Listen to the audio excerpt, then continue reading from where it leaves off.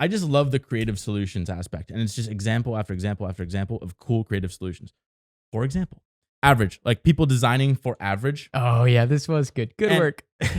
It's like, say you have a business, and I'll get into the example that they use in the book, but say you have a business and you're trying to design for your average customer, which who knows, maybe it's like combining a 20-year-old male with a 45-year-old married Yeah, like woman. imagine you're designing jackets or something, right? Yeah. And you just take like the most Or never split the difference.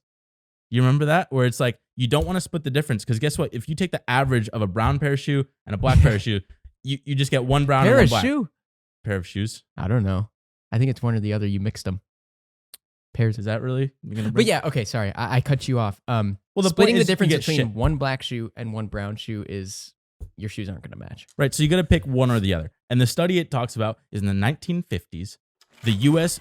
Air Force was trying to redesign the cockpit because now we have these jets coming into action. We have a larger military than ever before. They have like 4,000 people or something. So how do we design the perfect cockpit for the wide array of body types getting in? They're like, well, let's just look at all the pilots. We'll try and measure across 140 dimensions, like what the exact average is, and that'll be our cockpit. And then they do a couple mock-ups, throw some pilots in there, and it fit fucking no one. It's like, dude, this throttle, like I literally can't grab it. It's like this weird shape of whatever. The buttons don't fit, like nothing fit.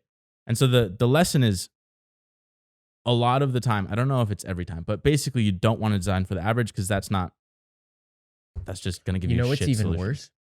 worse? There's that example. I was listening to this podcast called, I think, Invisible City. But it was this episode on feminism. What's even worse than that is those things were designed for the average man.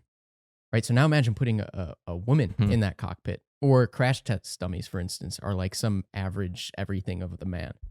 So actually cars aren't as safe for women.